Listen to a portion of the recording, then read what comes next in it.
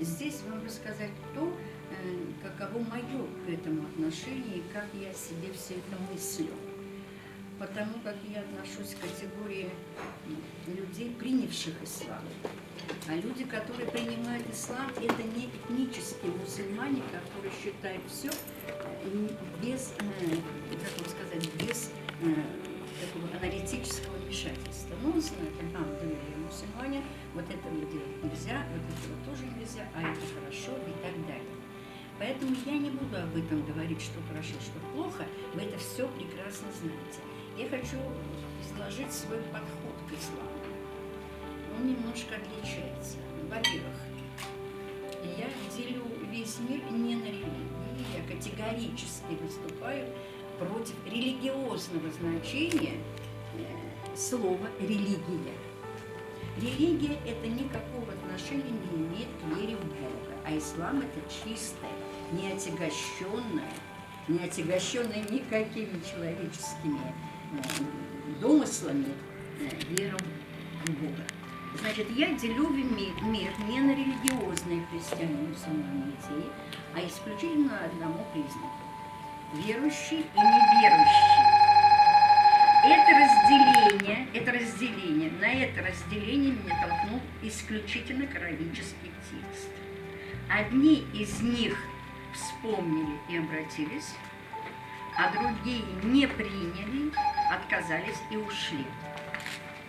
Вот по такому принципу я делю мир. Но если вы говорите, что вы верующий человек, опуская религиозную терминологию, то вы должны блюсти какие-то запретно-заветные заветы какой-то идеологии. И вот поэтому по запретно-заветным этим люди делятся на верующих и неверующих. Когда человек стал умным, он решил, что меня обслуживает огромное количество институтов. Правильно? Юриспруденции, коммерческие, просвещение, медицинские, философские и так далее. И человек подумал, а почему бы мне не создать институт, который будет обслуживать мой дух, мою веру. И он создает институт веры, который называется церковь, или который называется религия. Это институт веры, который не имеет никакого отношения к вере в Бога. Потому что когда человек настаивает, что он христианин или что он иудей, он должен обязательно понимать, что вот он должен соблюдать вот эту запретно-заветную. Он этого не делает. Ни христианин, ни в большей степени это делает, конечно, иудей, но вот такое деление. Дальше.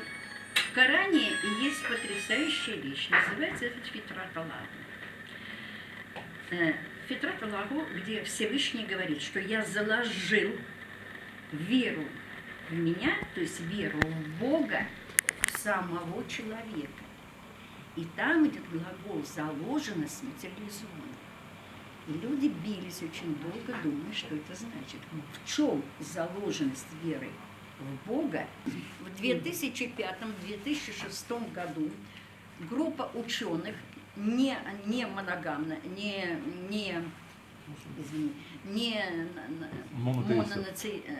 монотеистов. Группа ученых из Соединенных Штатов, Бельгии, Швейцарии и Англии. Эти ученые были исключительно в одной области, институты мозга. То, что у нас был институт, и есть институт Бехтерева в Санкт-Петербурге, открыли ген Бога. Открыли ген Бога. Я написала очень хорошую компиляционную монограмму «Религия и мозг». То есть обнаружение этого гена было во фронтальной части головного мозга. Она называется префронтальная часть головного мозга. Если вы помните, у Конан Дойля написано, что это надбровные дуги. И там, значит, именно расположена та часть головного участка, которая ответственна за дух человека. И это сделали американцы гораздо раньше. они одевали на человека большой панцирь, в котором было 34 отдела головного мозга. Ответственность. Дальше стоял экран, и на экране возникали слова, например, хлеб, соль, например, книга и так далее. И анализировались участки головного мозга. Как только на экране воздвигала Бог, Библия, Коран, немедленно срабатывали височные зоны, особенно правая височная зона. Ничего, что я это говорю. Вот это префронтальной части головного мозга. Немедленно срабатывало. Значит, каким-то образом вот эти две зоны отвечают за очень многое в понимании человека, что такое общение с Богом, вообще, что такое Бог. Вот это очень интересно. И Господь даже пометил некоторых людей, выдающихся, у которых были именно правая височная часть головного мозга особенно сильна. И это ученые назвали, потому что это отхождение от нормы, они назвали это эпилепсией. Но мы говорим, Ицхак Ньютон, величайшие мозги мира, величайшие височная эпилепсия. Ицхак Ньютон, да? Диккенс, Чарльз Диккенс, крупнейший моралист мира, потому что ничего лучшего мир еще не предложил, Федор Достоевский, височная эпилепсия. Мухаммед Пророк, височная эпилепсия. Конечно, конечно. Ведь все те, которые жили во времена нашего пророка Саляна, все отмечали, что пророк входил в состояние мощнейшего транса. Он становился красным, он был очень возбужден, и он проговаривал текст. И он говорил уникальный текст, который просто лился, и все, кто были вокруг него, были очень высокообразованные американцы, они действительно были образованы. И когда он заканчивал текст и выходил из состояния транса, самое интересное, что очень сильно давит немецкое религоведение, Мюллер, он писал, что для меня это было абсолютным свидетельством того, что это был посланник Бога и то, что он нес Господний текст. Почему? Когда он выходил из состояния транса, и его говорили: «О, Расуль-Аллах, а что это значит?» Он произносит текст, никто не понимает. Он говорил: «Я не знаю». Он говорил: «Я не знаю». И в жизни он был достаточно косноязычен. И вдруг лился текст, который сейчас лорд Артур Ардбери, лорд Мармадюк Пиктхолл, то есть они этнические, как говорят, должны быть христиане, они говорили: стихосложению Корана нет равных. Это текст, который по совершенству и по звучанию, и по всему абсолютно несравнен и так далее. Именно вот такая вещь, что и передавался этот текст безграмотным воротам, который не мог никоим образом объяснить текст и говорит о том, что это текст божественный. Вот это очень важно понять.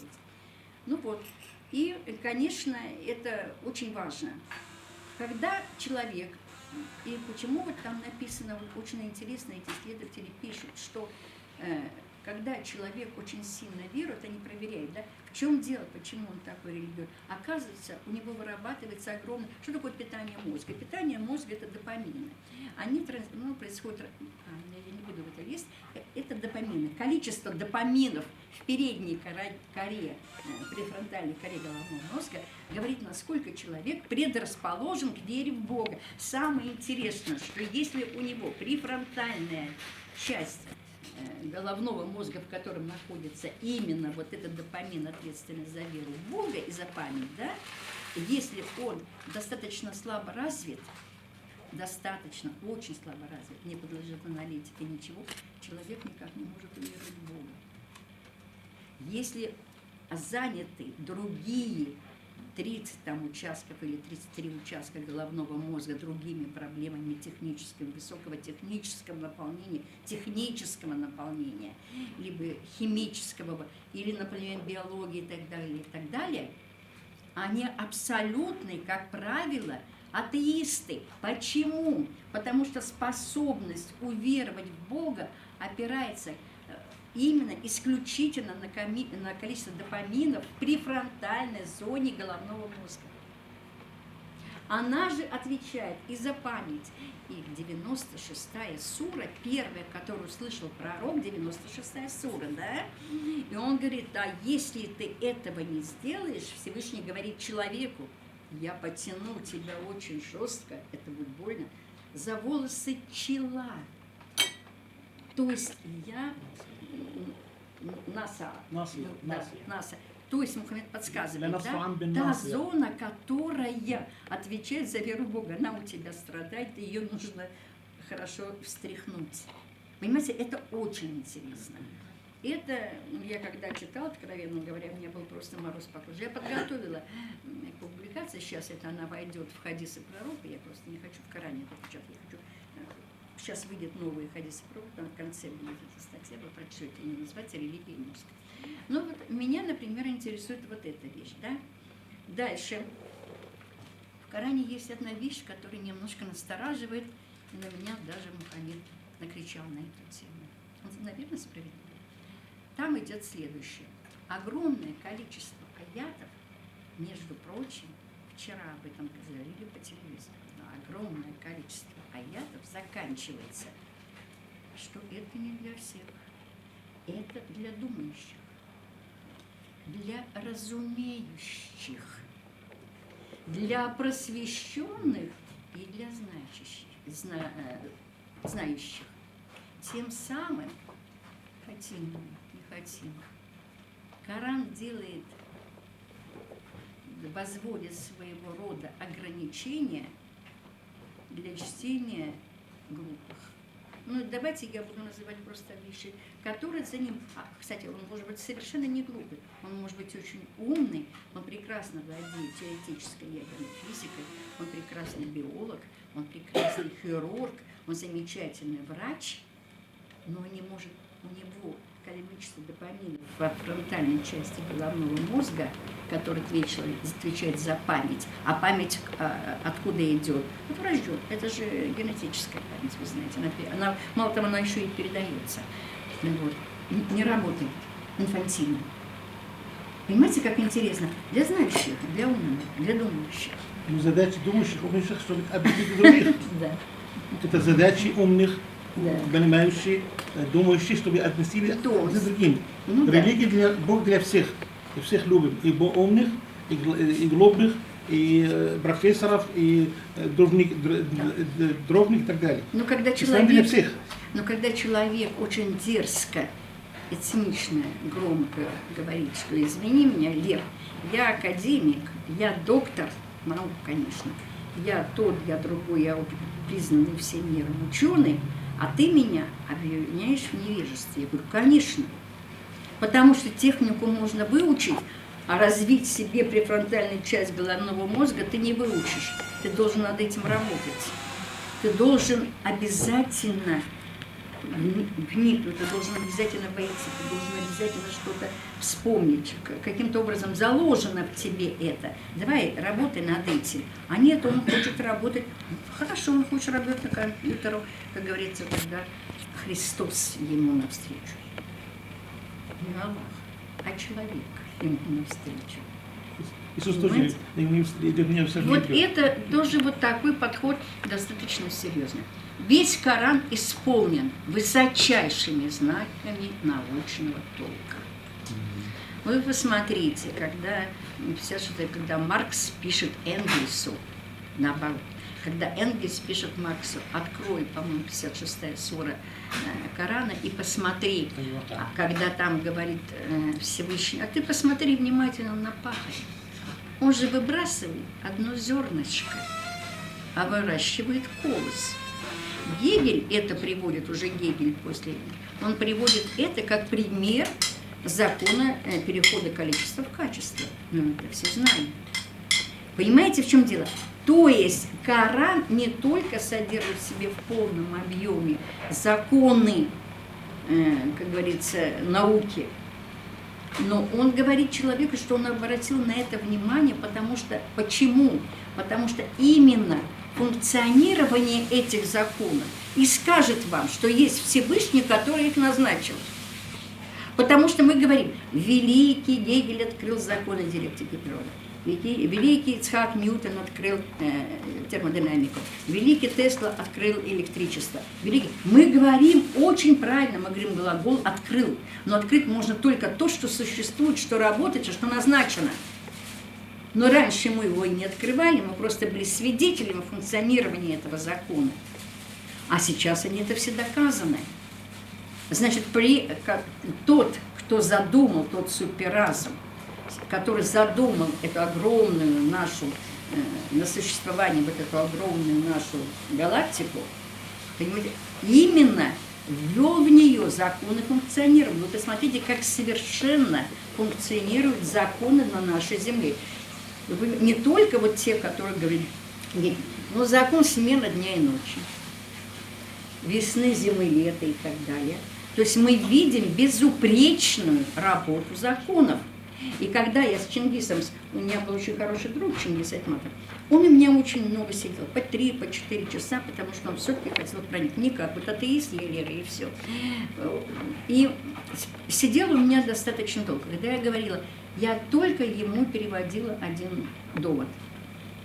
Я сказала, я не понимаю, Чингис, как ты видишь программу в работе, совершенную программу в работе, потрясающей в условиях земной реальности, в наших условиях жизни, и ты слеп к ее программисту. Ну как это так может быть? Я не понимаю человека, который дерзко заявляет, я атеист. Я считаю, что это очень большой дефект в мозговой деятельности. Я просто называю вещи своими именами, так я это вижу.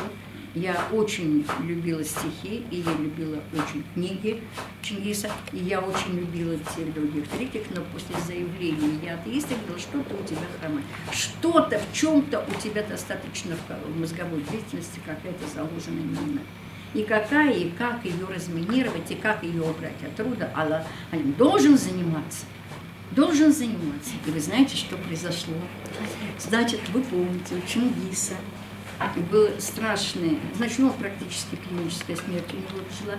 Мы не успели его привезти в Москву, успели турки, привезли его в Анкару. И там они сделали шунтирование и подправили клапаны сердечные. Я сижу дома, ничего об этом не знаю. Потом думаю, что такое Чингис, что-то уже месяца 2 не звонил. И вдруг раздается звонок, такой тихий, немножко больной голос. Говорит, Верочка, это я. Я говорю, кто? Чингис. Я говорю, а что с голосом? Он говорит, не только что сделали операцию на сердце. И вдруг, и дальше мне ничего не говорит, а говорит следующие слова. Какая же ты умничка. Я все видел, я все знаю. Я все видел. Я все знаю. Плакать хочется, когда слушаешь эти вещи. Вы представляете? Это же исключительно интересно. Ну вот. Это, конечно, было очень интересно. То есть он увидел. Он просто в состоянии клинической смерти, это все говорят, все видят. Что бы мне еще хотелось сказать? Что мне нравится, да. Ну, во-первых, понятие, очень интересно, у меня была беседа, называлась она, как называлась, «До и после полуночи», помните? Ее ведет, ну, сейчас уже не ведет, нет, ее ведет, Молчанов. Молчанов пригласил меня на свою голову, конечно, и пригласил Борисова знаменитого. Это очень известный в России пастор, у него огромная церковь напротив Кремля, по ту сторону реки, на Ордынке. Огромная церковь. И очень большая многочисленная паства. И он пригласил Борисова на диспут со мной. Тот христианин, а я, значит, мусульманка, как бы такой диспут. Очень доброжелательный, в очень теплых тонах. Обязательно с очень большим уважением к своему дуэлянту, вот, и так далее. Все это было выдержано в очень хороших тонах, но закончилось очень грустно. Значит, он мне говорит, ну вот Валерий Михайловна, это Борисов, нет, вру, Молчанов, вот Валерий Михайловна, я так смотрю, законодательство одно и то же, как вы говорите, я говорю, законодательство у нас одно и то же. Это закон Моисея. Нравится. Во мне, например, как, ну, я дворянских крови, княжеских, у меня ни одной капли иудаизма нету, и даже в свое время какой-то антисемитизм, это было очень давно, когда еще император был жив. Ну вот, но я знаю, что мы исполняем все дружно закон Моисея. Не укради, не убей душу, что Господом твоим освящена была. Не пожелай жены ближнего, не блуди, значит, не делай того, ничего другого. И мы все дружно следуем этому закону. Он бесконечно нравственен, он неспослан на скрижалях величайшему пророку, арабы его называют Калямулла, это Муса, Калимула, это Муса, Моисей. Вот. И мы следуем его закону. Понимаете, этому же закону следует все христианство. Помните, когда прямая речь Иисуса? Не думайте, что я пришел нарушить закон или пророку. Закон с большой буквы. Не нарушить пришел я, но исполнить. Ибо истину говорю, не придет земля и небо, покуда каждая иота и каждая черта закона не исполнится, пока не исполнится все. Это Евангелие Нового Завета. А дальше идут очень серьезные и любопытные вещи. Дальше идет следующий текст. Идет хананянка, это палестинка, подходит к Иисусу и говорит: «О рабби», рабби переводится учитель с иврита, «О рабби, изгони дьявола из дочери моей, она бесится». Он же сказал в ответ: ну, для меня прямая речь Иисуса – это абсолют. Потому что мне в Коране написано: «Мессия Иисус – посланник Бога, и праведная была Мария, мать его, и я его укрепил своим духом, и я дал ему слово». Это Коран. Так что для меня прямая речь Иисуса – это абсолют. Он же сказал в ответ: «Негоже бросать хлеб псам. Я послан только к заблудшим овцам дома Израиля». В следующем пассаже он говорит: «Негоже метать бисер перед свиньями». И когда я разговаривала с патриархом всея Руси, с глубоко верующим патриархом всея Руси, я, конечно, не думаю ни об Алексии, ни о Кирилле, тем более я говорю о настоящем патриархе всей Руси, которого звали Пимен, и с которым я разговаривала. И когда я им сказала вот этой прямой речью, Иисус очень дерзко выбрасывает меня из своей миссии, потому что со мной случилась беда. Я не принадлежу к избранному народу. Понимаете, вот это же мы должны тоже очень внимательно смотреть. Мы должны на это внимательно смотреть. Потом меня очень напряг, по-моему, 17 глава, Сереж, я не помню, по-моему, ну, напряг следующий пассаж. Значит, Иисус собирает всех своих апостолов, сажает их и говорит: значит так, теперь пусть каждый из вас, что он думает обо мне, что я такое. Помните? И ему один человек говорит: я думаю, что ты прав. Второй говорит: не, я думаю, что ты Ильяс, который вот исчез куда-то, Илья, помните, а потом спустился. Кстати, это. Третий говорит: я думаю, что ты этот, который Иоанн крестил, который Иоанн Креститель. Да, Яхья. Он молчит немножко, а говорит: правильно, все говорите. Но а дальше внимательно смотрите, тот глагол, который использовал переводчик Библии, это с языка Иисуса. Я наказываю вам, правильно вы говорите, но я наказываю вам никому об этом не говорить. Все. Для меня это вот на это нас положен крест. То есть Иисус говорит: да, действительно, я пророк, но я наказываю вам. Наказ, это же очень важно, что такое наказ. Наказываю вам, никому об этом не говорить. Меня это разочаровало в христианстве, потому что я урожденная христианка, конечно, я крещена в Царско-Сельском. Я крещена в Богоявленском соборе Санкт-Петербурга, который вот недалеко от этого, недалеко от оперы. Там прямо справа Николай Богоявленский собор. Я там крещена, и все, и, конечно, меня это очень разочаровало. И я, конечно, разочаровала в прямой речи Иисуса. Я не люблю, когда меня так раз и выбрасывают.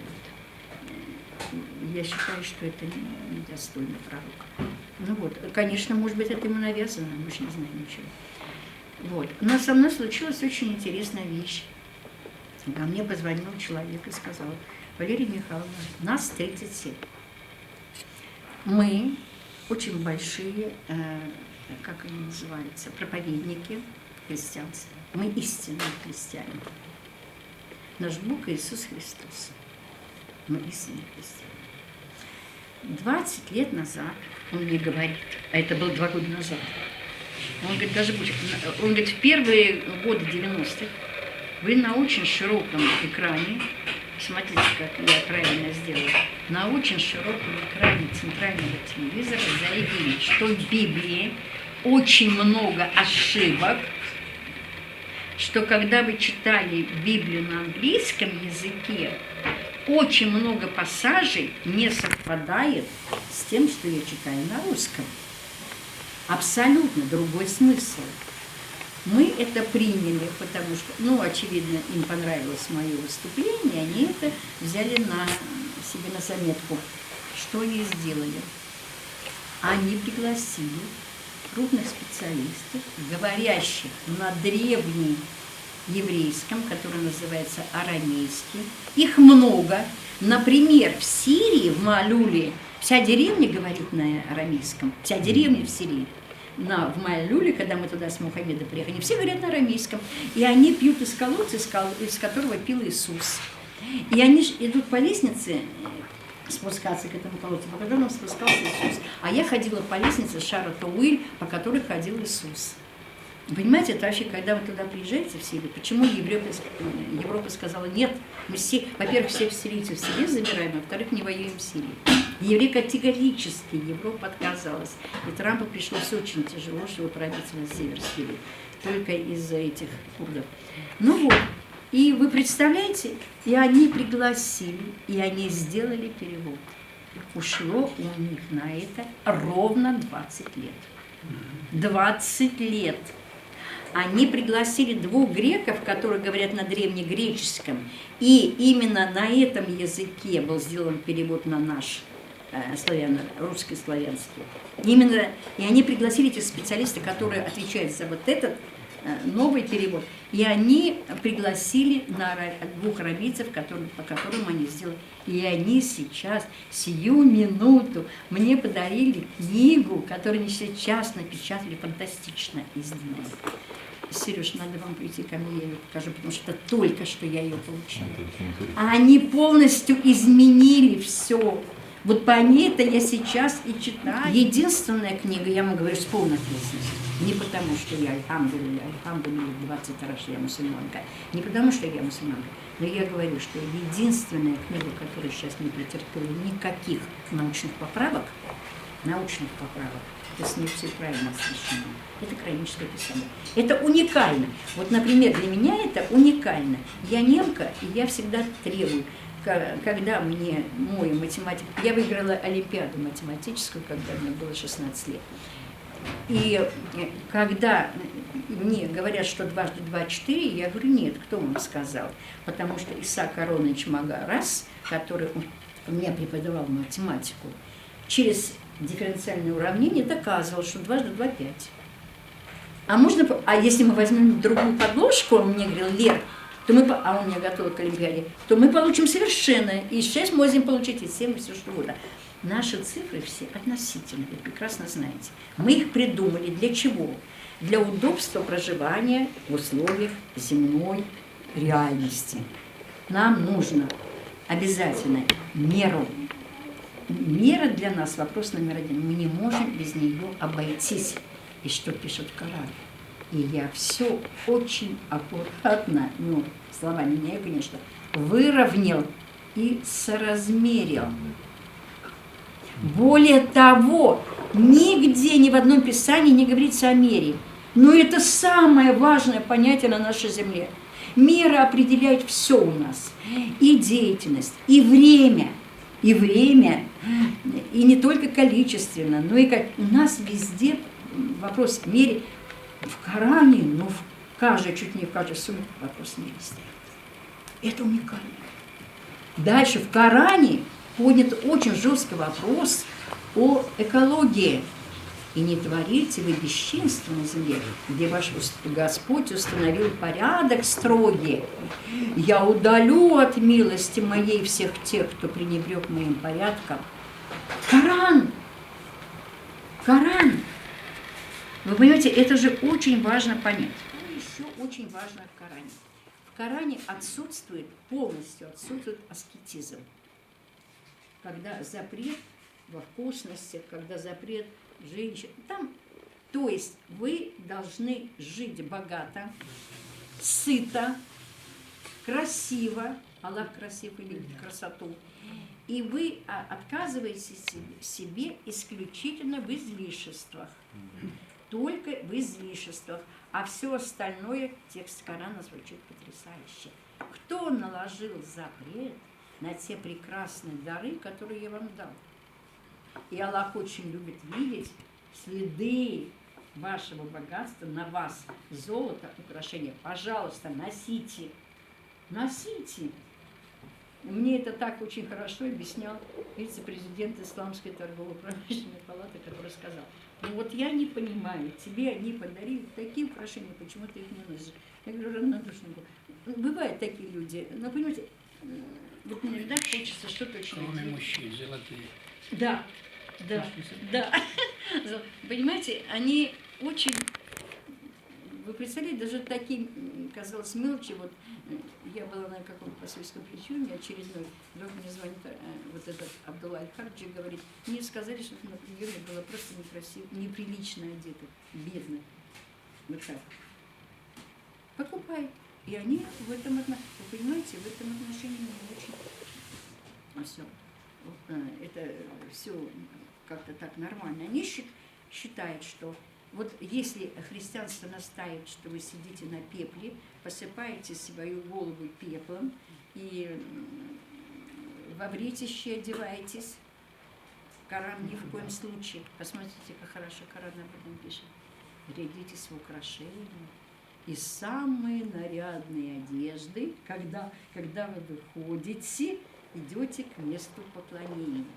То есть это вот когда просто выходит, должно быть очень красиво, а когда к месту, самое красивое, когда на молитву. Почему? Что такое поход на молитву в любом городе ислама? Это светский выход. Это светский выход. И вы должны быть одеты очень красиво. Это не обязательно дорого. Должно быть вкус, должна быть хорошая гармония цвета и так далее, и так далее. И последнее. Может быть, мы во второй части говорили, если вы захотите. Коран.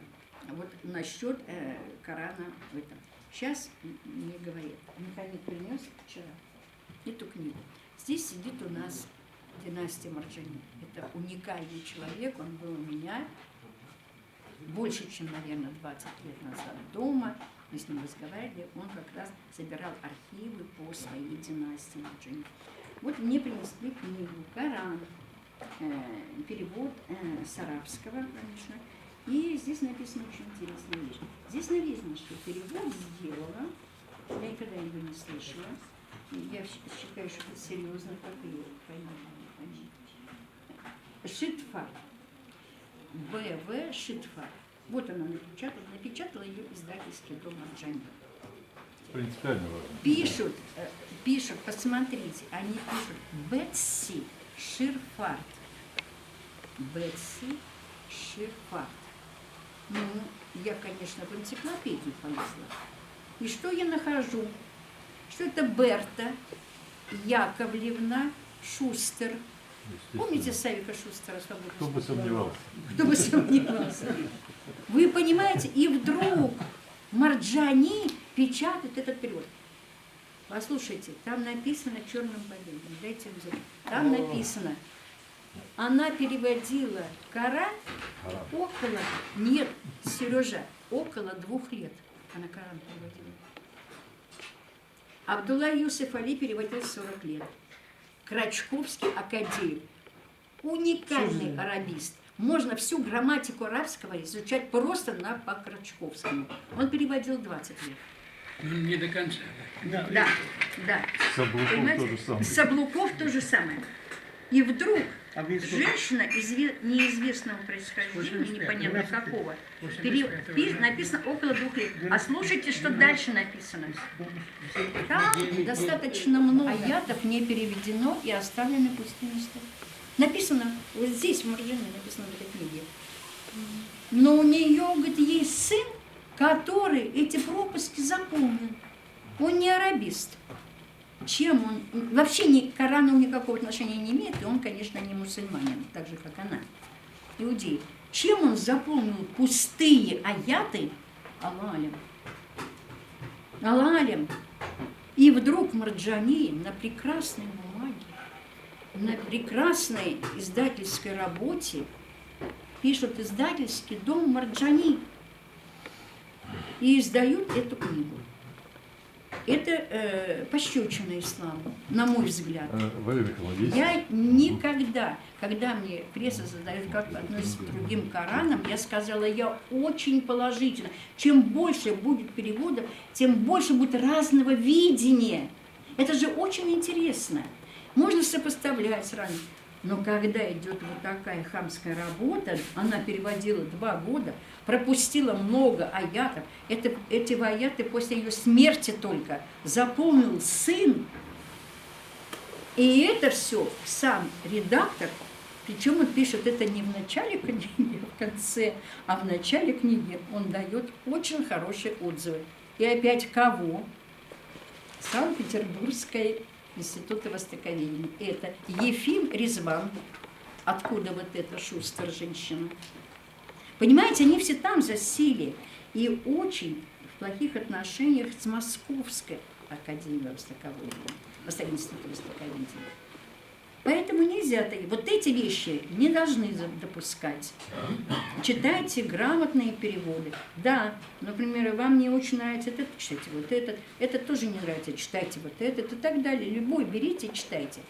Или и сравните несколько параметров сравнения. Вы читаете Аль-Фатиху, Аят Аль-Курс, курсы, Аннас, Аль-Фалек, сравниваете, берете второй, вот сравнивайте несколько ведущих молитвенных сур и других каких-то интересных сур. И только после этого вы выбираете перевод, который вам по душе.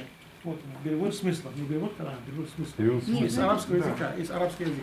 Ребята, это ни в коем случае не пропаганда одного перевода перед другим. Ни в коем случае. Ни в коем случае. Ну, понравилось это, читайте. И слава Богу, и очень хорошо, вы читаете и так далее.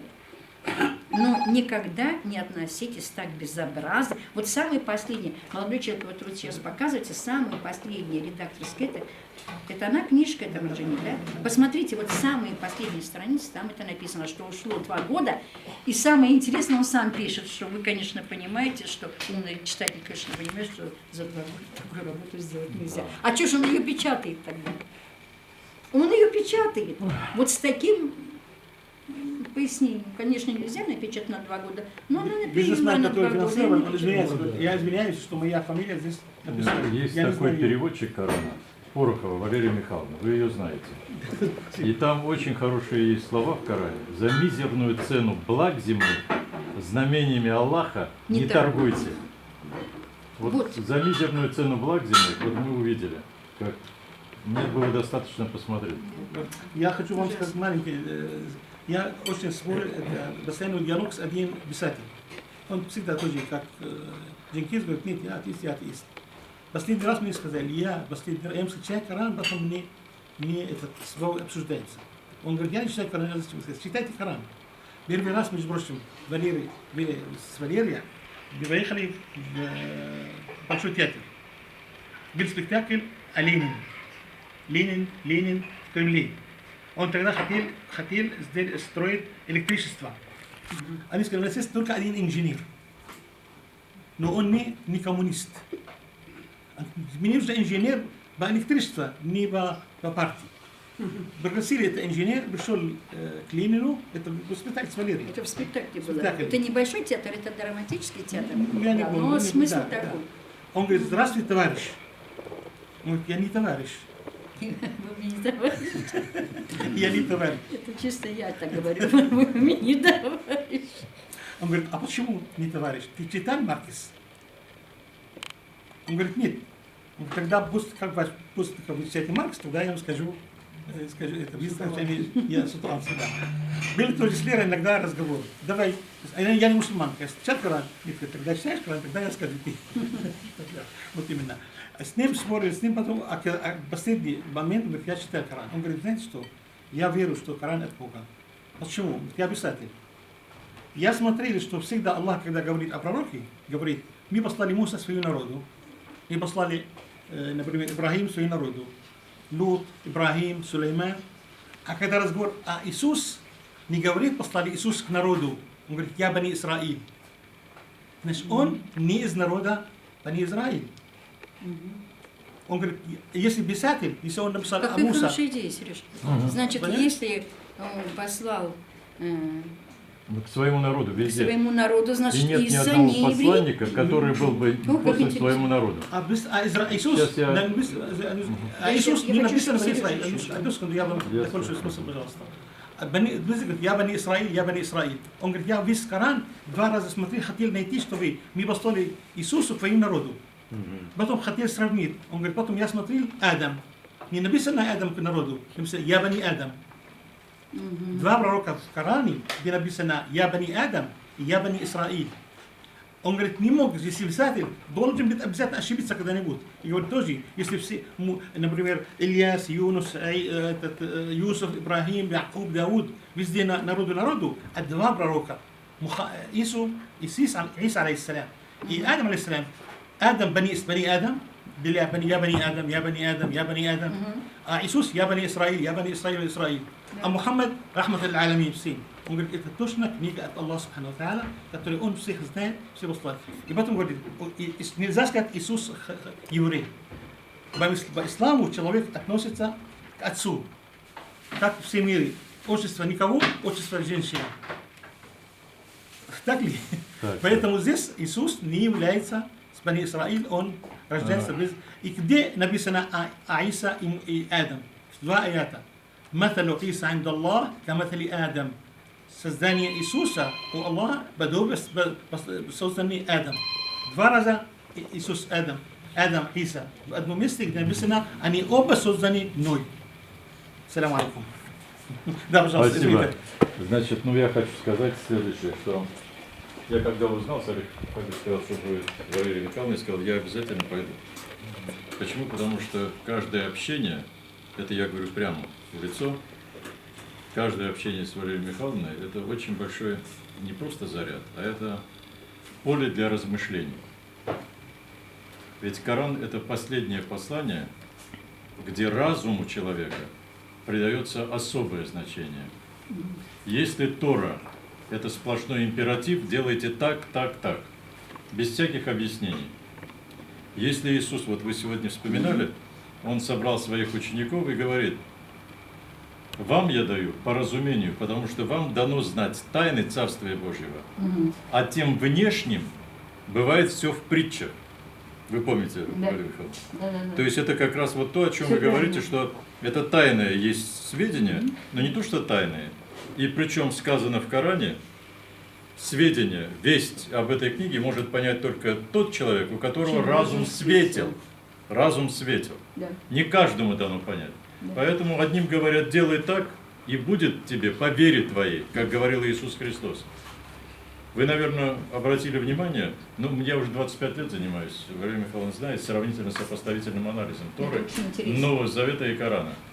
Конечно, нигде Иисус не называет себя Богом. Иначе его бы ученики, его обязательно побили камнями. Потому что для них это кощунство. Как ты можешь, человек, назвать себя Богом? Правда, в Евангелии от Иоанна есть такие строки, когда к нему обратились и говорят, значит, он говорит, за какой из благих дел вы хотите побить меня камнями, обращаясь к иудеям? Не за благие дела, а потому что ты, будучи человек, называешь себя подобным Богу. Он говорит, исследуйте Писание, там сказано «вы боги». И Коран это очень хорошо подтверждает. Во-первых, тем, что от духа своего вдохнул, исключительно человеку. И говорит, от духа своего вдохнул, соразмерил и создал, выровнял и создал человека. А что значит иметь дух? Поэтому названием всего, что существует, как сказано в Коране, человека обучил сам Бог и подчинил ему все. Все, ну, православные говорят, христиане, воинство небесное, а мы знаем, подчинил всех ангелов, джиннов и всех остальных. И сделал наместником на земле. Это вот величайшие слова, которые есть в Коране, которые показывают, что научный путь познания мира, он предусмотрен для человека. Но самые потрясающие слова, на которые я обратил внимание, Валерия Михайловна, вот, я же постоянно перечитываю Коран, и значит, где сказано, вы не спрашиваете у меня, о чем говорит Верховное Собрание. Что за Верховное Собрание там наверху, о котором нельзя спрашивать? Ведь Коран говорит, вот когда подвергают сомнению истинность Торы или Нового Завета, говорят, ну это человеческое и так далее. Коран в 7 веке, а те писания значительно раньше. И получается, если Коран говорит правду, то значит это то, что мы имеем, это истинно. Это истинно. И нельзя говорить, нет, это человеческое.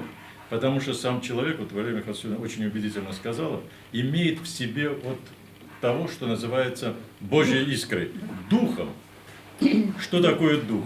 Это то информационное, некоторые пытаются определить как информационное поле, которое есть у человека, другие могут говорить по-другому. Но вот то, что есть в человеке, ведь человек отличается от животного мира тем, что у него есть, этим и отличается, и сейчас определяют, колоссальное количество исследований проведено, то, что у него есть действительно понятие Бога. У него есть та самая абстракция, которой ни одно животное не обладает этой абстракцией. Этим мы принципиально отличаемся от всего животного мира. Поэтому животные, когда на определенной территории, вот здесь ученый мир собрался, это замечательно, превышает определенное количество, они начинают сразу же эпидемия, и они изничтожаются. А нас уже 7,5 миллиардов на планете. Продолжительность жизни увеличивается. Раньше до возраста, как мы с Олегом Ильичем, мало кто доживал. Нам по 72 года. А сейчас мы смотрим и еще надеемся. Да, вот у нас есть маяки, которые и по 100 лет, и там больше. Это с одной стороны увеличивается продолжительность жизни, а с другой стороны уменьшается количество голодных на Земле. Потому что мы обладаем то, чем не обладает ни одно животное. Мы обладаем мозгами, духом, который позволяет нам решать проблемы, связанные с нашей биомассой. Но это известные вещи. Валерия Михайловна, вот ваш перевод чем отличается? Я хочу это особо подчеркнуть. Потому что у меня сейчас дома 8 переводов Корана. Вы позабыли сказать, что у нас сейчас появилось еще и, значит, появился перевод еще Шариповых. Шариповых. Это из... да, интересный перевод. Урар и Шарипова. Да, абсолютно правильно. Они из Башкирии. Они подарили мне в Башкирии книгу. Сейчас очень трудно сказать, нет, очень трудно сказать, татарин или башкир, это мы с вами знаем. Потому что замечательный мой товарищ, да, он, нет, они писались то башкирами, то татарами в годы советской власти.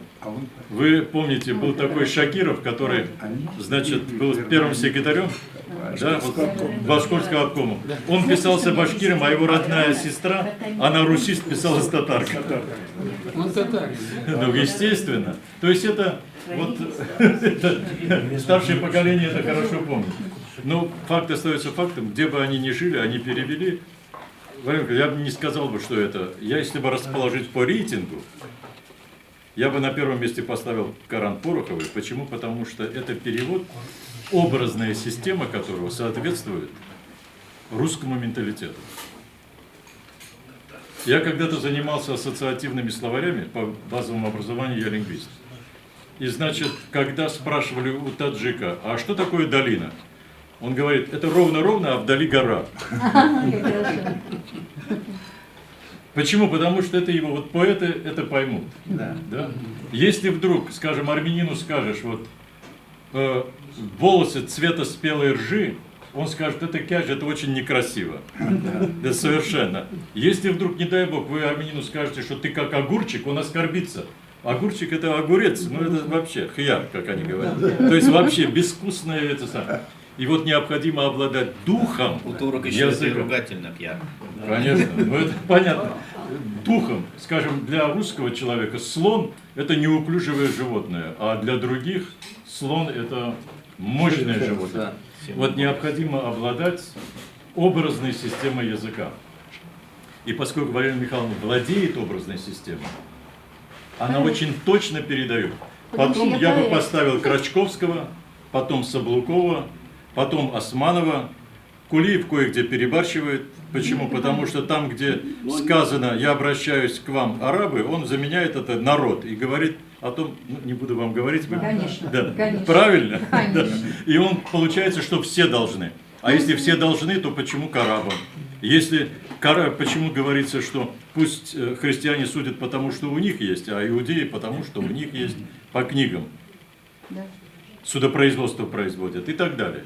И вот с этой позиции я согласен с Валерией Михайловной в том, что сейчас очень сложно говорить о религиозный человек. Почему? Потому что священные писания говорят о том, что необходимо иметь, первое, веру в Бога, во-вторых, соблюдать законодательную систему, которая изложена, и в-третьих, это обряды поклонения. Например, апостол Павел говорил, нарушающий одну черту нарушает весь закон. Мы с Олеговичем хорошо это знаем. У нас народ собирается там, в колониях, в тюрьмах. Они нарушили всего одну статью закона, и по этой статье получают. А все остальное они соблюдают. То же самое и у нас.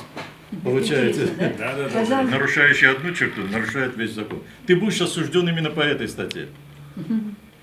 Вот с этой позиции, вот перевод Пороховой, конечно, он замечательный. Он дает представление о глубине Корана. Поэтому я всегда ссылаюсь исключительно вот во всех своих работах. А последняя работа была такая, что да, вот я сейчас закончу эту мысль. И поэтому с этой позиции говорить о том, что вот человек религиозный, вот он мусульманин. Я говорю, вы знаете, вы лукавите.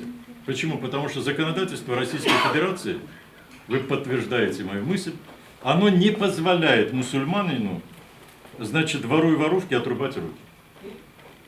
Но вы же должны соблюдать. Вы можете тайно иметь 4 жены, а также то, что ваша правая рука достанет вам. Но вы по закону можете иметь только одну жену. Это правовые отношения. И многое другое. Конечно, не только в христианской, сейчас во всем мире идет такое.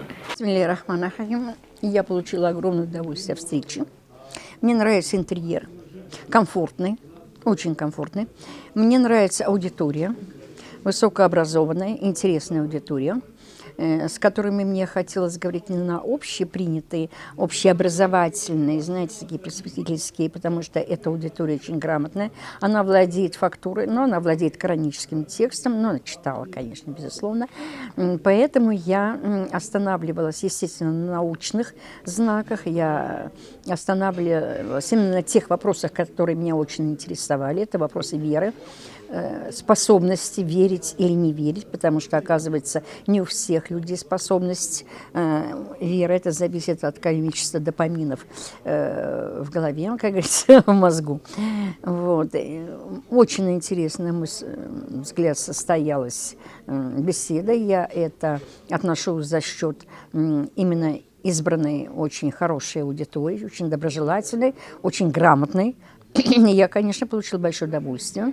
Сейчас меня очень вкусно подчивали, кормили меня тем, что я люблю. Я очень капризная, но здесь я нашла то, что я очень люблю. Я ем очень мало, но очень вкусно. И вот это все, что я здесь нашла, увидела, это все отвечает моим требованиям, когда я приезжаю куда-то в гости. Пожелания я вам скажу откровенно. Ислам – это очень бурно развивающаяся идеология, которая захватывает умы, идеология, которая обязательно стимулирует людей к получению знания, потому что огромное количество аятов заканчивается для думающих, для знающих, для владеющих информацией. Это стимул очень большой к познанию. И я думаю, что устраивать, например, 1 раз в 2 недели вот такие большие интересные собрания с аналитикой вот всего нового, что мы видим и слышим, с обменом то, что человек накопил, предположим, за 2 недели и так далее, это очень хорошо. Пожелание, конечно, всегда вот встречаться. Это имеет смысл.